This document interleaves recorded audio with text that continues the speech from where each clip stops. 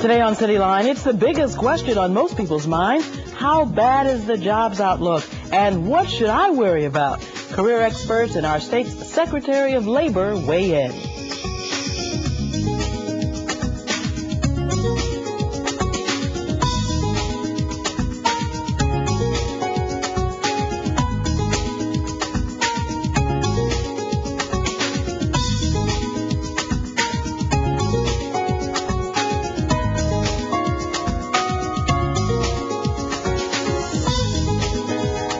Hello, everyone. Thanks for watching Cityline.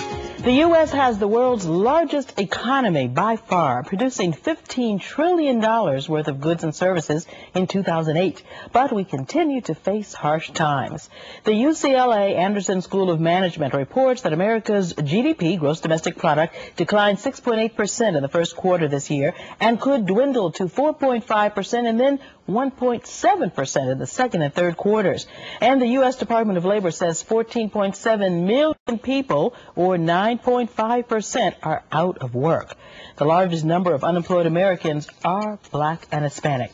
How do we brace ourselves in the coming months? Joining us is Ryan Sutton. He's a regional vice president of Robert Half International, a headhunting firm. Also here is Natasha Saunders, assistant director of undergraduate career services at Boston University's School of Management. Welcome to Cityline. Thank you. Daunting numbers. Yes, they are. Not a good outlook. Not good, but we're making waves.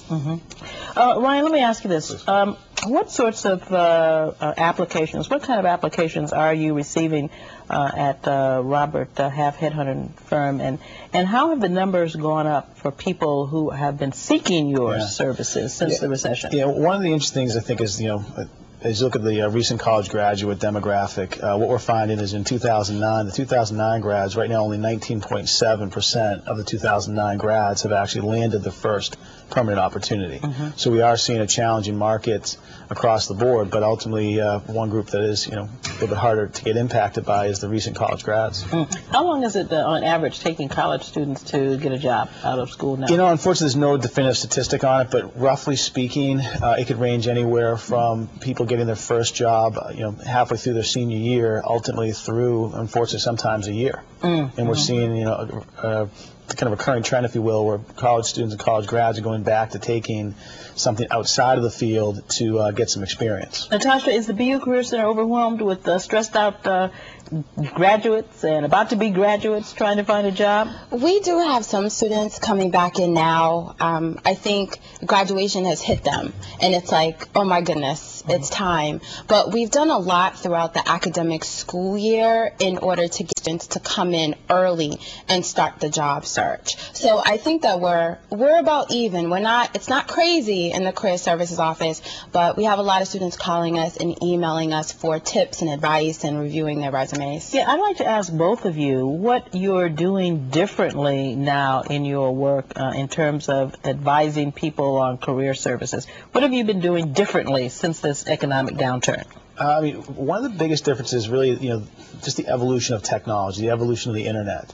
And one of the things that I advise anybody, whether they have 25 years experience or coming out of school, is you need to manage your online persona, if you will. And ultimately, I think one of the biggest misconceptions is the difference between a social site and a networking site. An example could just be Facebook.com versus Indeed.com. I'm sorry, Facebook versus LinkedIn. And Facebook. Which ones are better? LinkedIn is better for networking for a job? Absolutely, yeah. The difference being there's no industry tie and there's no way to really sort upon industry in a Facebook. It's a great, friends and family site. It's a great, sharing site of sharing pictures, sharing information, sharing updates on the social front. But it's just not the same as some of the networking sites out there. And again, one of them is LinkedIn. And LinkedIn, it's just a much more powerful site to manage your career side. Because LinkedIn, you can put your resume. You can put your resume. They ask for more professional, specific professional information. Correct. If you were to look at somebody's LinkedIn profile, there's very, very little personal information outside of a picture. Now, speaking of personal information, a lot of people, young people, have Facebook pages. They've got all kind of wild pictures on the Facebook page, and all the parties they went to the night before. Are employers also looking at Facebook pages to kind of see what kind of person they're hiring?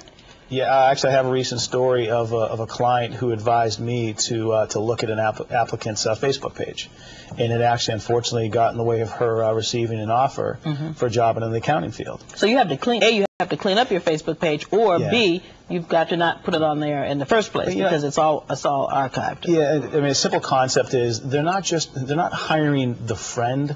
In my case, they wouldn't be hiring the friend Ryan Sutton. What they're hiring is the professional. So if your online persona, your strategy for online persona is not a professional one, and a great example is as simple as this might sound, is email address. It's amazing when you look at somebody's resume, some of the email addresses people come up with, versus in my case, it's just Ryan M. Sutton. That's right. Keep it simple. Exactly. No crazy nicknames. Natasha, what about students of color? What are you advising students of color in terms of, getting into the job market? The old adage, last hired, first fired, etc. Are students of color having a more difficult time breaking into the job market? I won't say they're having a more difficult time. I think the idea is to provide for them the resources that they need in order to be successful. So, for example, we work a lot with Inroads or SEO, which are programs that are focused on recruiting diverse students. And also on the advising piece, we do have a lot of students that are using Twitter and Facebook, and Twitter and Facebook are trying to keep up with the students, and they've put job links on their websites. So I know I send out a newsletter every week to students, and on it I will post jobs that I pulled right off of Twitter, which are then connected to Indeed.com or SimplyHired.com, and Facebook is doing the same thing. They have a careers tab. And recently we had an employer ask a student for their blog address and their Twitter account and what their presence is online. So employers are looking at that information. So I think what we're doing differently is coaching students on, if you're going to use this is how you market this to your advantage. This is how you reach out to alumni that might be on that site. And colleges are also building communities on Facebook. A real quick question, too. Sending in your resume on the Internet is not necessarily going to get you a job. What about the follow-up once you send it in? Yeah, and that's a tough strategy, because ultimately it depends on the way a corporation's HR department is set up. And one thing that if you think about how it's set up, a lot of these resume databases are actually very keyword driven, meaning the way they sort the resumes. How do you find out the keywords?